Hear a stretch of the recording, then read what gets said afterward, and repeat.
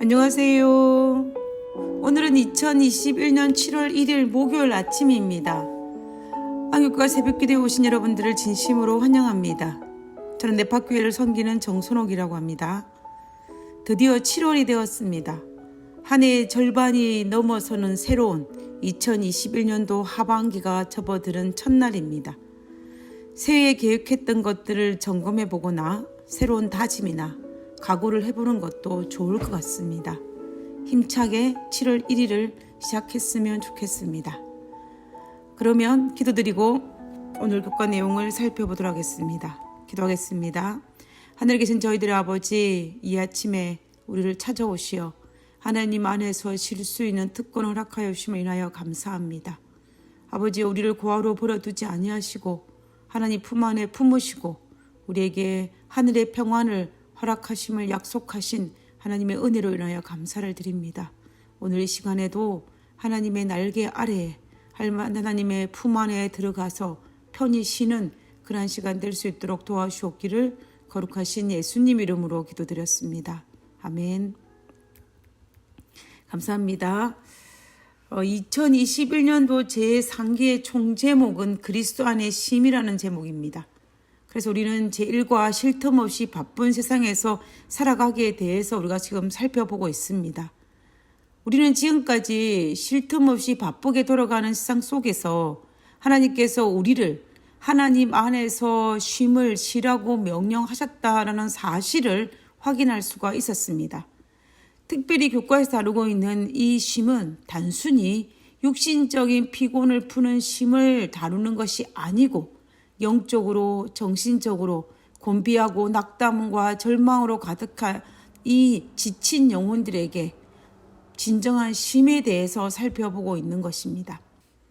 그래서 오늘 목요일 소지에서는 동생 아벨을 죽인 아담과 하와의 첫째 아들인 가인이 얼마나 불안하고 피곤한 상태로 피하여 유리하는 삶을 살았는지를 살펴보면서 우리가 어떻게 하면 이 땅에서 진정한 하나님 안에서의 쉼을 쉴 수 있을지에 대해서 한번 살펴보는 시간을 가지고자 합니다. 어쩌면 가인의 출발은 아담과 하와를 제외한 이 땅에 태어난 모든 인류에 태어난 사람들 중에서 가장 좋은 조건에서 출발했음을 알 수가 있습니다. 아담과 하와가 에덴 동산에 쫓겨나서 가인을 출생한 이후에 가인을 바라보며 혹시 이 아이가 창세기 3장 15절에 기록된 하나님이 약속하신 그 여자의 후손이 아닐까라는 생각이 들 정도로 그 아들에 대한 기대가 컸음을 우리는 알 수가 있습니다. 우리도 첫 자녀를 출산하였을 때 많은 기대를 가지고 올바른 교육을 시키려고 노력을 하지 않습니까? 그런데 하물며 아담과 하와는 얼마나 최선을 다해서 가인을 교육했겠습니까? 결국 가인은 이 지구상에서 존재했고 존재하는 많은 부모들 중에서는 그래도 아직 죄악의 때가 덜 묻은 좋은 부모 밑에서 좋은 교육을 받으며 자랐다라는 것입니다. 그럼에도 불구하고 가인이 왜 피하여 유리하는 자의 삶을 살면서 진정한 쉼을 누리지 못했는지를 살펴보는 것은 우리가 이 땅에서 어떻게 살아야 할지에 대한 좋은 예가 될 것입니다. 우리가 너무나 잘 알고 있는 것처럼 창세기 4장에서 하나님께서 동생 아벨의 제물은 받으시고 가인의 제물을 받지 않음으로 인하여 가인이 아벨을 쳐 죽이는 사건이 발생하였습니다. 우리는 하나님께서 왜 가인의 예물을 받으실 수 없었는지를 잘 알고 있습니다. 창세기 4장 4절에 받으셨다라고 번역된 이 단어의 뜻은 응시하다, 유심히 바라보다는 뜻으로 번역할 수가 있습니다. 하나님께서 집중하여 유심히 바라보시는 것은 재물 자체가 아니라 그 재물을 바치는 사람의 태도였습니다. 아마 가인도 자기가 지은 농산물 중에서 가장 최상의 것을 드렸을 것입니다. 그럼 하나님께 드리는 예물로서는 문제가 없을지 모르겠습니다. 그러나 하나님께서 땅의 소산으로 드려진 가인의 제물을 거절하는 것은 피 흘림의 제사가 아니었기 때문입니다. 그리스도의 피를 대표하는 죽임을 당한 어린 양의 피가 없는 제물이었기 때문에 하나님께서는 그것을 받으실 수 없었던 것입니다.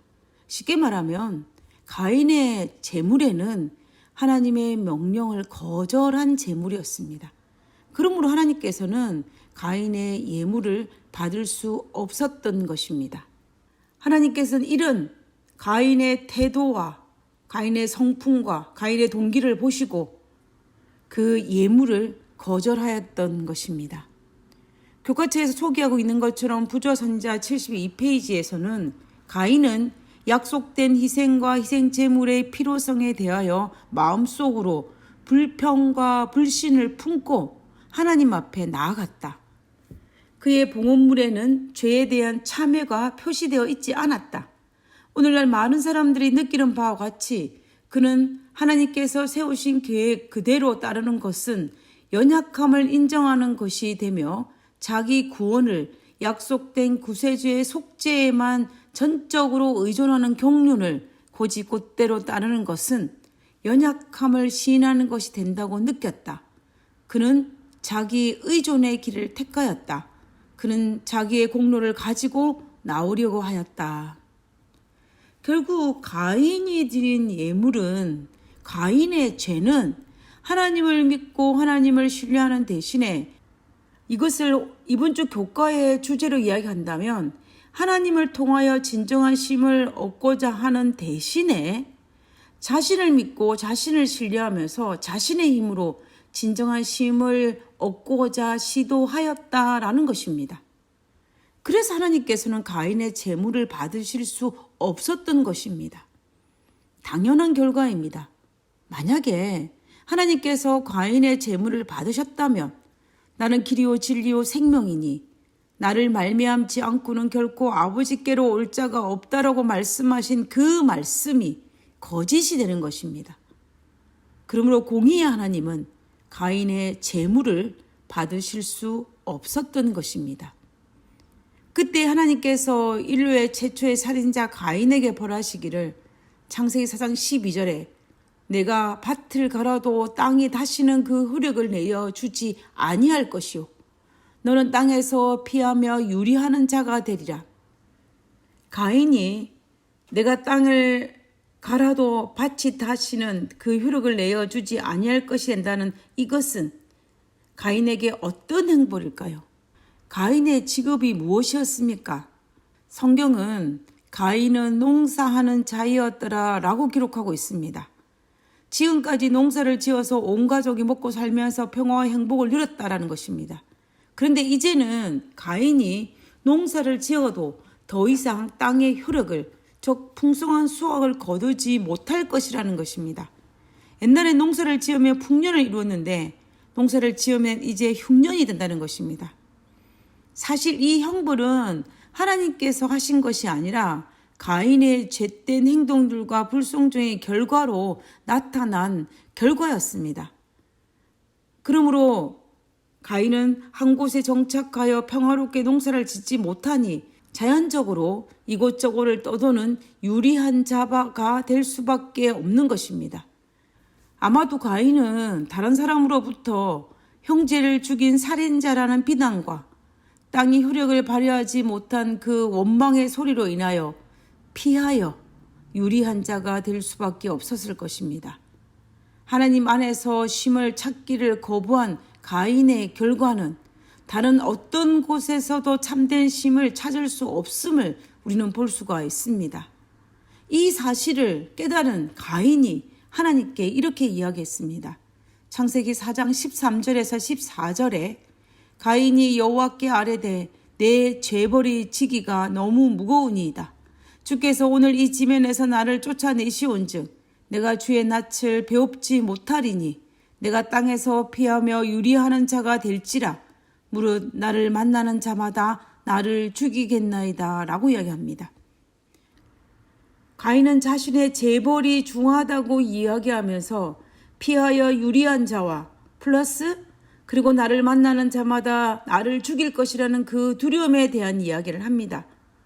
우리가 하나님의 임재로부터 도망치려 할 때에 우리의 삶에는 진정한 쉼은 사라지게 됩니다. 사람은 누구나 행복하기를 원합니다.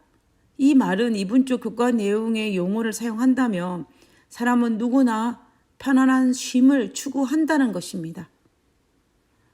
어쩌면 우리는 이 더 편안한 삶과 더 편안한 쉼을 살기 위해서 우리의 가족과 우리의 자녀들에게 그것을 제공하기 위해서 우리는 어쩌면 쉴 틈 없이 분주한 삶을 살아가고 있는지 모르겠습니다.